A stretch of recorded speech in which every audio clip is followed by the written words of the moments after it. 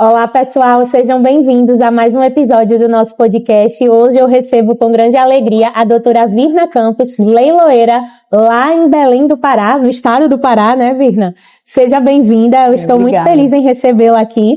Hoje o nosso bate-papo é sobre o papel do leiloeiro ali no leilão judicial. É um tema muito importante, porque muito se confunde o papel do advogado, o papel do leiloeiro, e a nossa ideia é separar, porque o leiloeiro faz uma coisa, o advogado especialista em leilões faz outra. Okay. Mas se apresenta, Virna, como foi que você chegou no mundo da leiloaria, que é algo também que as pessoas sempre têm curiosidade, né, de saber, nossa, como é que a pessoa se torna leiloeiro? Verdade. Muito feliz de estar aqui primeiro, obrigada pelo convite. Eu sou filha e neta de leiloeiros, né? Meu avô era leiloeiro, começou vendendo peixe. Leilão de peixe. Tá vendo que tem leilão de tudo, né? Leilão de até peixes. De peixe.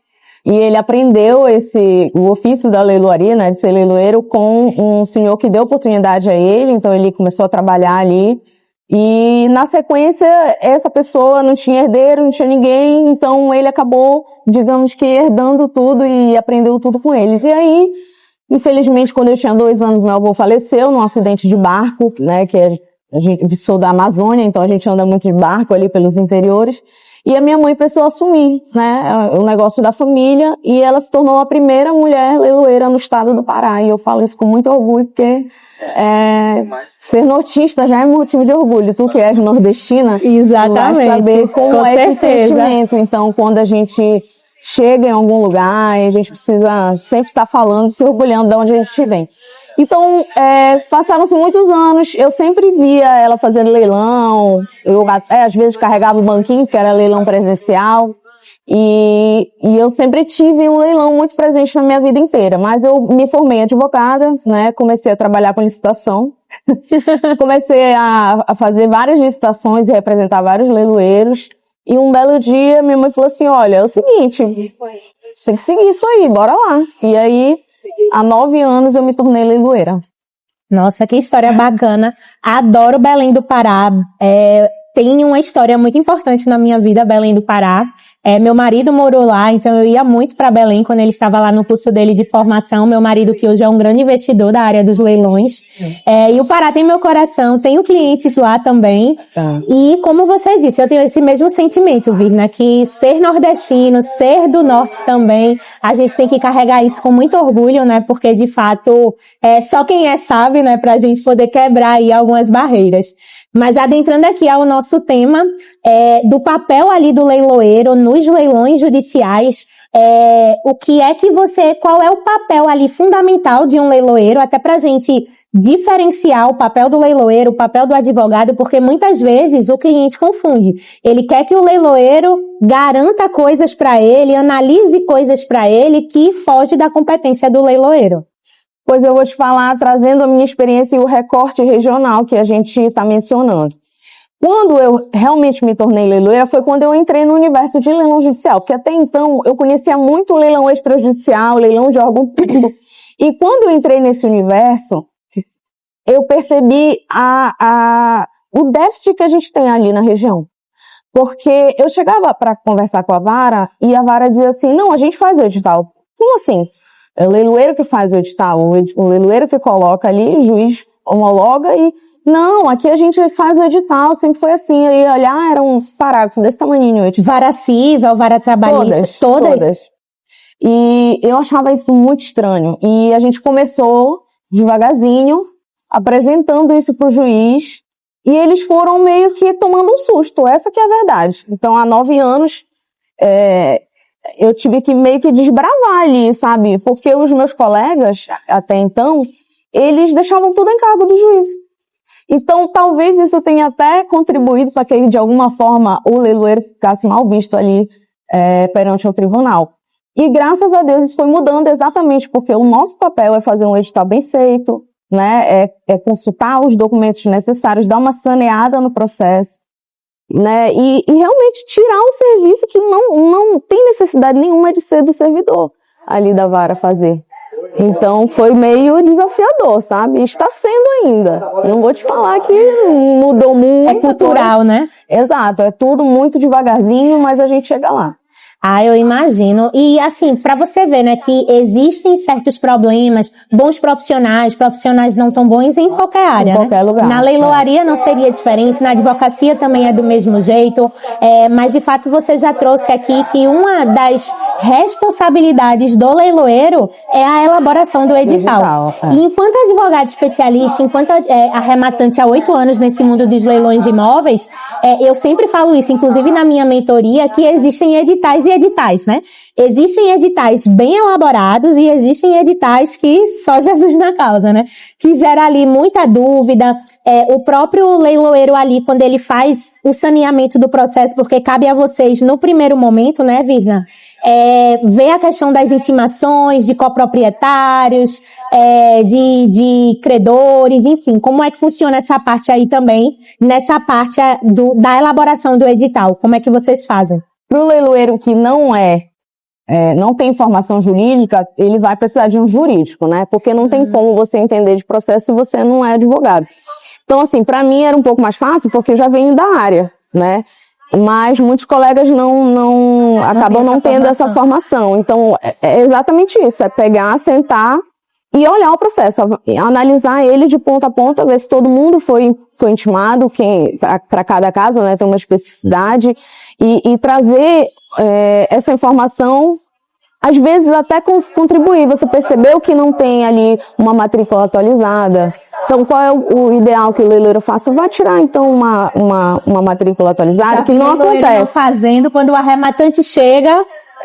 A maior parte não faz. Não sei aqui no sul, no sudeste, mas lá da onde eu venho, o pessoal não faz mesmo.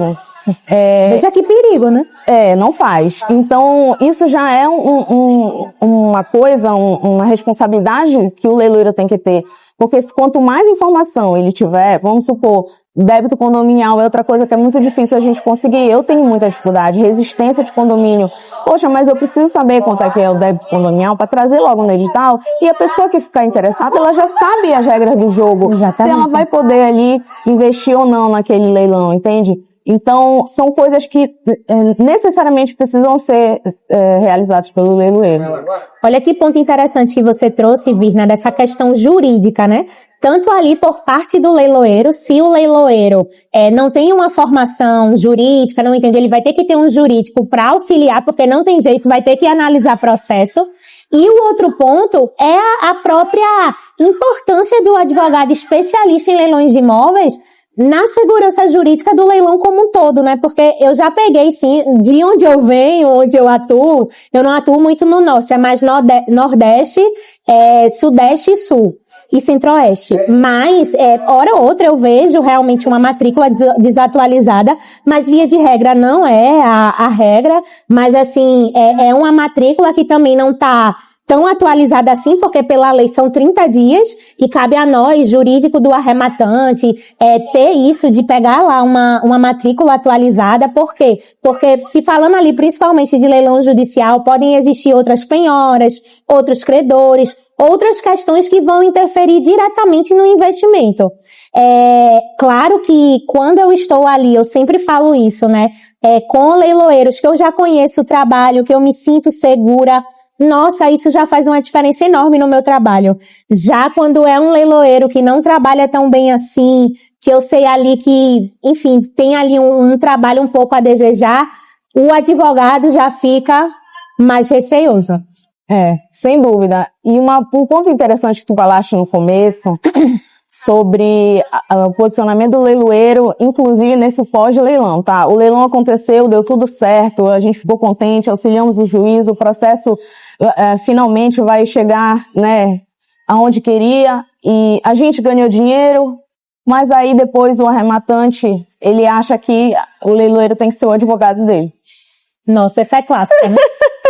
Então, isso a gente esbarra muito. Isso foi uma coisa que me pegou também logo que eu comecei a atuar no judicial. E é importante o leiloeiro se posicionar em relação a isso. Exatamente. Né? Então, era muito dificultoso, como ainda é, que o arrematante entenda isso. Porque muitos, ali no recorte regional que eu estou trazendo aqui para a nossa conversa, muitos não entendem isso. Arrematam por si mesmos e querem resolver o depois, que não é... E é só problema pro leiloeiro, então né? eu falo, olha, você precisa contratar um advogado para te auxiliar nesse pós-leilão, para, né, que seja expedida a carta de arrematação. Ah, mas você não pode pedir, você não é o leiloeiro, não foi você que vendeu. Eu preciso explicar, nossa, eu sou auxiliar do juiz, o meu trabalho acaba ali, fiz o leilão, acabou. Então, você vai precisar de um advogado. Então, o advogado, o leiloeiro, o juiz, cada um tem o seu papel. E então, a gente só precisa fazer que o cliente entenda os limites de cada um. Isso gera... Eu já escutei de muitos leiloeiros problemas enormes em relação a isso, né? Porque é o tipo de cliente que arremata, que vai ser um problema ali pro leiloeiro, né? Sem jurídico, fica pedindo coisa que não cabe pro leiloeiro fazer, depois fica reclamando do leiloeiro, colocando a culpa no leiloeiro e é aquele caos, né? E assim, a gente precisa ter muito cuidado, porque a gente também não quer que o cliente deixe de comprar com a gente, sabe? Sim. Então a gente tem que ter muito tato na hora de tratar com o cliente. A gente falou muito sobre isso, né? Ontem, vocês no painel de prospecção falaram muito sobre esse atendimento ao cliente. É a mesma coisa com a gente. Sim. Porque se a gente não trata o cliente da maneira como ele deve ser tratado, com respeito, né, com atenção, ele não vai voltar. Exatamente. Ele vai dizer, não vou comprar com essa leiloeira porque eu comprei com ela e acabou, se ela não fez mais nada. Não é assim. Então a gente precisa sempre estar equilibrando aí os pontos e as emoções, né, dos nossos arrematantes, que não é fácil. Exatamente. Te agradeço, Virna, pela sua participação aqui no nosso podcast. Virna Campos, que é leiloeira lá no Pará, e deu aí sua contribuição sobre o papel do leiloeiro nos leilões judiciais. Até a próxima. Tchau.